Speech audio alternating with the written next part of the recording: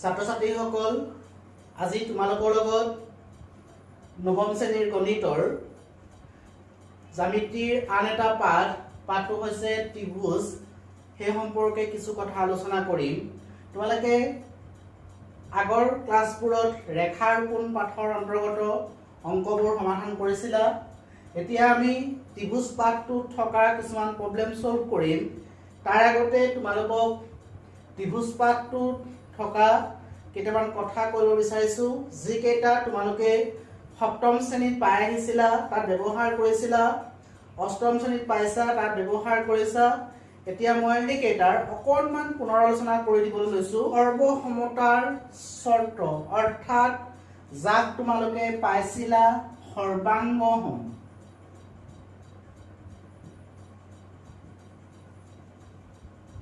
সৰ্বাংগসম বা সৰ্বসমতাৰ চৰ্ত। এতিয়া সৰ্বাংগসম বুলি কওঁতে আমি দুটা কথা মনত ৰাখিব লাগিব। নাম্বাৰ 1 আকৃতি আৰু নাম্বাৰ 2 আকাৰ। যেতিয়া দুটা বস্তুৰ আকৃতি আৰু আকাৰ একে হয় তেতিয়াহে সেই বস্তু দুটা হৈ যাব সৰ্বাংগসম। আকৌ কৈ দিছো, দুটা বস্তু সৰ্বাংগসম হ'ব অৰ্থাৎ সম্পূৰ্ণৰূপে মিলি যাব। আকৌ কৈ দিছো, দুটা বস্তু সৰ্বাংগসম হ'ব যেতিয়া সেই বস্তু দুটাৰ আকৃতি আৰু আকাৰ একে হয়। এতিয়া আকৃতি আৰু আকাৰ একে কেনেদৰে হয় মনত দেখাই দিছো। ধৰি ললো তোমালোকক এটা ত্ৰিভুজ আকৃতিৰ বস্তু দিয়া আছে, এটা চতুৰ্ভুজ আকৃতিৰ বস্তু দিয়া আছে। এতিয়া এই চিত্ৰ দুটা কেতিয়াও সৰ্বাংগসম হ'ব নোৱাৰে। ইয়াৰ কাৰণ হৈছে যেতিয়া আকৃতি আৰু আকাৰ একে হয় তেতিয়াহে সৰ্বাংগসম হয়। ইয়াৰ আকৃতি হৈছে ত্ৰিভুজ অৰ্থাৎ তিনিটা বাহু আছে, ইয়াৰ আকৃতি হৈছে চতুৰ্ভুজ অৰ্থাৎ ইয়াত চাৰিটা বাহু আছে। গতিকে এই দুটা কেতিয়াও কি হ'ব নোৱাৰে, সৰ্বাংগসম হ'ব নোৱাৰে। এবাৰ যদি মই এই চতুৰ্ভুজটোৰ ঠাইত মই এটা ত্ৰিভুজ অংকন কৰি দিছো। এতিয়া এই ত্ৰিভুজ দুটা আকৃতি একেই, কাৰণ কেলে আকৃতি একেই, ইয়াৰো বাহু তিনিটা আছে, ইয়াৰো বাহু তিনিটা আছে, আকৃতি একেই। তথাপিতো কিন্তু এই বস্তু দুটা কি হ'ব নোৱাৰে, সৰ্বাংগসম হ'ব নোৱাৰে। ইয়াৰ কাৰণ হৈছে এই বাহুটোৰ যিটো দিশ, এই বাহুটোৰ দিশটো সৰু, অৰ্থাৎ এই দুইটাৰ আকাৰটো একে নহয়, আকৃতিটো একেই। আকাৰটো একে নোহোৱাৰ কাৰণেও কি হ'ব নোৱাৰে, সৰ্বাংগসম হ'ব নোৱাৰে। গতিকে দুটা বস্তু সৰ্বাংগসম হ'বৰ কাৰণে আমাক প্ৰথম কথা দুইটাৰে আকৃতি একে হ'ব লাগিব, আৰু দ্বিতীয় কথা দুইটাৰে আকাৰ একে হ'ব লাগিব। যেতিয়া আকৃতি আৰু আকাৰ দুয়োটা একে হয় তেতিয়াহে সেই বস্তু দুটা সৰ্বাংগসম হ'ব। সৰ্বাংগসম মানে তুমি যেতিয়া দুটা বস্তু তুলনা কৰিবা, তুলনা কৰোঁতে যদি এই আকৃতিটো ইয়াৰ ওপৰত জাপি দিয়া, যদি ইয়াৰ শীৰ্ষবিন্দু তিনিটা ইয়াৰ শীৰ্ষবিন্দু তিনিটাৰ লগত মিলি যায় তেতিয়াহে ইহঁতি সৰ্বাংগসম হ'ব, অৰ্থাৎ এই আকৃতিটো এই আকৃতিৰ লগত মিলি যাব। যিহেতু এই ত্ৰিভুজটোৰ বাহুকেইটা চুটি, এই ত্ৰিভুজটোৰ বাহুকেইটা দীঘল, গতিকে ইয়াক যদি ইয়াৰ ওপৰত জাপি দিয়া বা ইয়াক যদি ইয়াৰ ওপৰত জাপি দিয়া তেতিয়া ইহঁতি কি হ'ব নোৱাৰে, সৰ্বাংগসম হ'ব নোৱাৰে। গতিকে সৰ্বাংগসম হ'বৰ কাৰণে আকৃতি আৰু আকাৰ কি হ'ব লাগিব, একেই হ'ব লাগিব। এইখিনি তোমালোকে পাই আহিছা, মই জাষ্ট মনত পেলাই দিছো। এতিয়া আমি যাম সৰ্বাংগসমতাৰ কেইটামান চৰ্ত। বাহু কোণ বাহু চৰ্ত, ছেকেণ্ড কোণ বাহু কোণ চৰ্ত, আৰু থাৰ্ড কোণ বাহু চৰ্ত। মই তোমালোকক এইটো গাই দিছো, এইকেইটা নিজে লিখিবা, আৰু তোমালোকে প্ৰত্যেকেই বহীত এই চৰ্ত কেইটা লিখি ল'বা। তোমালোকে সপ্তম শ্ৰেণীটো লিখিছিলা, মই আকৌ এবাৰ কৈ দিছো। বাহু কোণ বাহু চৰ্ত, কোণ বাহু কোণ চৰ্ত, কোণ বাহু চৰ্ত। এতিয়া আমি যাম ত্ৰিভুজৰ সৰ্বসমতাৰ এটা চৰ্ত, অৰ্থাৎ ত্ৰিভুজ সৰ্বাংগসম কৰিবৰ কাৰণে আমি ইয়াক ব্যৱহাৰ কৰোঁ।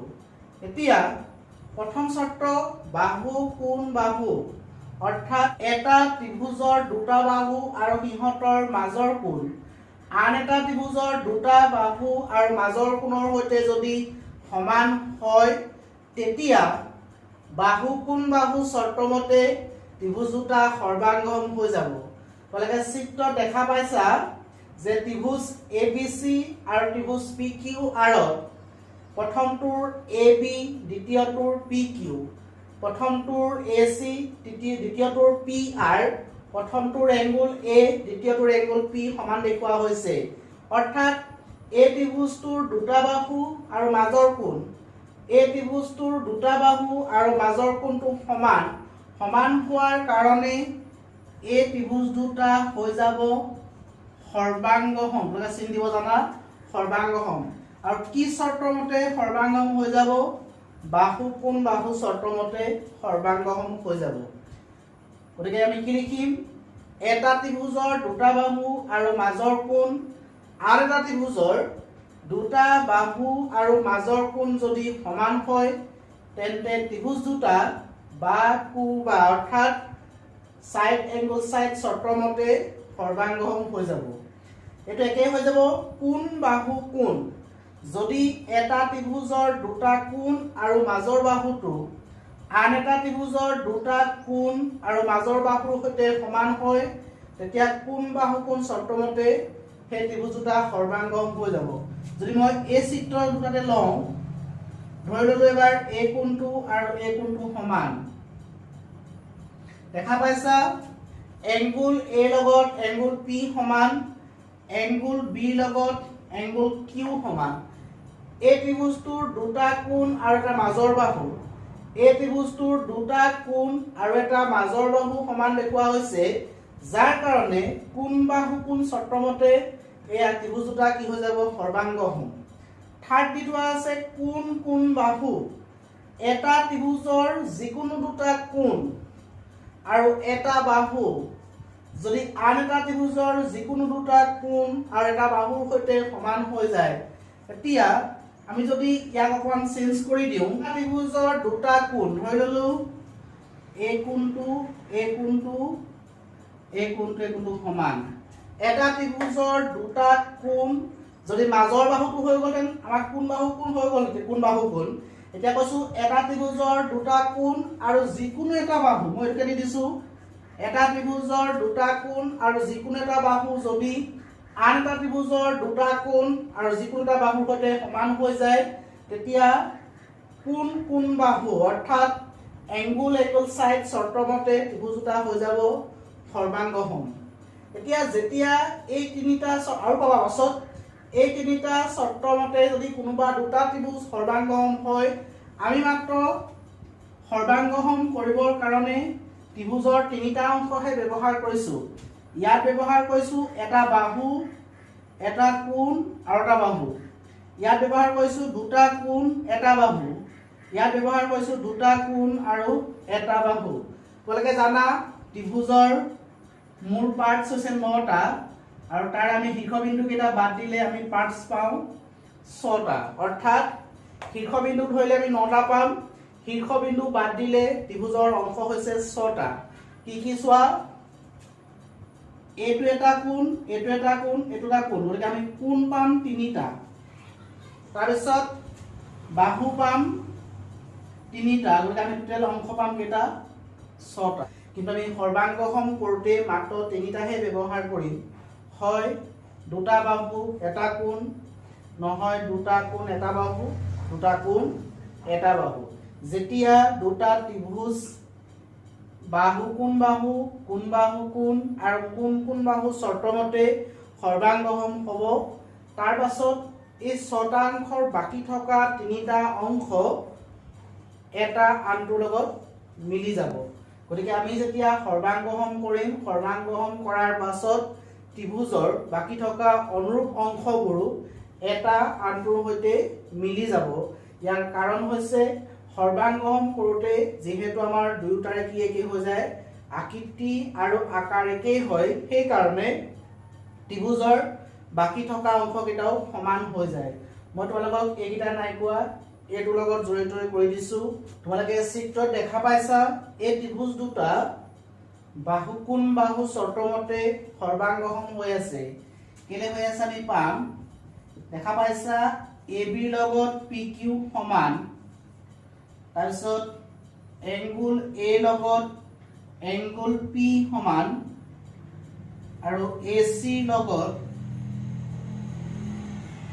PR সমান এতিয়া এটো হৈছে সাইড এটো হৈছে এংগুল এটো হৈছে সাইড অৰ্থাৎ SAS সৰ্বসমতাৰ চৰ্তমতে ত্ৰিভুজ ABC সৰ্বাংগসম ত্ৰিভুজ PQR তোমালোকে সকলোৱে 7ত পাই আহিছিলা সেইকাৰণে মই নাই কোৱা যেতিয়া তোমালোকে সৰ্বাংগসম লিখিবা চাবা যাতে অনুৰূপ অংশবোৰ মিলি যায় এতিয়া মই চিত্ৰৰ পৰাহে কৰিছিলো ইয়াৰ লগত এটো মিলিছে ইয়াৰ লগত এটো মিলিছে আৰু ইয়াৰ লগত এটো মিলিছে অৰ্থাৎ অনুৰূপ অংশবোৰ মিলি গৈছে A লগত P মিলি আছে A অনুৰূপ P পাই আহিছিলা B লগত Q মিলিছে C লগত R মিলিছে সেইকাৰণে মই লিখিছো ত্ৰিভুজ ABC সৰ্বাংগসম ত্ৰিভুজ PQR আৰু সেইকাৰণে চোৱা AB লগত মিলিছে PQ AB লগত PQ AC লগত PR AC লগত PR এংগুল A লগত হৈ যাব এংগুল P এতিয়া আমাৰ SS চৰ্তমতে অৰ্থাৎ বাহু কোন বাহু চৰ্তমতে এই ত্ৰিভুজ দুটা সৰ্বাংগসম হৈ গল যেহেতু আমাৰ বাকি থকা অংশ ইয়াৰ কাৰণে বাকি থকা অংশ হৈছে এংগুল B এংগুল C আৰু BC এটো বাকি থকা অংশ ইয়াৰ কাৰণে এংগুল Q এংগুল R আৰু বাকি থকা অংশ হৈছে QR এতিয়া ইয়াৰ angle B angle C angle BC বাকি আছে ইয়াৰ এংগুল Q এংগুল R আৰু QR বাকি আছে এতিয়া আমি যাম অনুৰূপ কেইটা লগত এংগুল B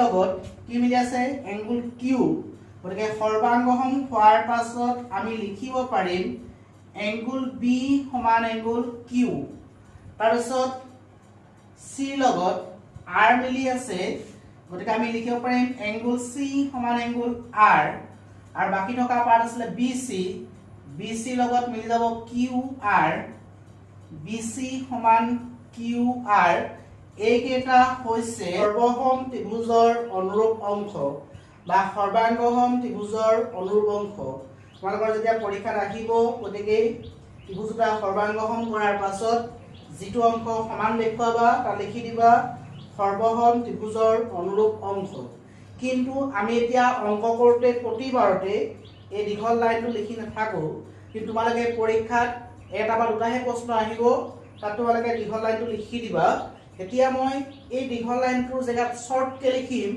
ইংৰাজীত লিখা আছে কিতাপত বিচাৰিবা corresponding parts of congruent triangles সৰ্বসম ত্ৰিভুজৰ অনুৰূপ অংশ তাকে আমি শৰ্ট কে লিখিম CPCT তোমালোকে যেতিয়া অংকবোৰ কৰিবা শৰ্ট কে লিখিবা CPCT আৰু যেতিয়া পৰীক্ষাত কৰিবা তোমালোকে এই সম্পূৰ্ণ দীঘল লাইনটো লিখি দিবা কাৰণ এটা বা দুটা প্ৰশ্নৰ কাৰণে CPCT ব্যৱহাৰ নকৰিবা কিতাপৰ অংকবোৰ কৰোতে বহি তোমালোকে ইমান দীঘল লিখিব দৰকাৰ নাই লিখিবা CPCT গতিকে ছাত্ৰ ছাত্ৰীসকল তোমালোকক সৰ্বাংগসমতাৰ বিষয়ে কিছু কথা কোৱা হ'ল বা সৰ্বাংগসম কেনে ধৰণে হয় সেই সম্পৰ্কে কোৱা হ'ল সকলোৱে চাবা পাছৰ ক্লাছত তোমালোকক সৰ্বাংগসমতাৰ লগত জড়িত আমি ত্ৰিভুজৰ 7.1 চেপ্টাৰটো আলোচনা কৰিম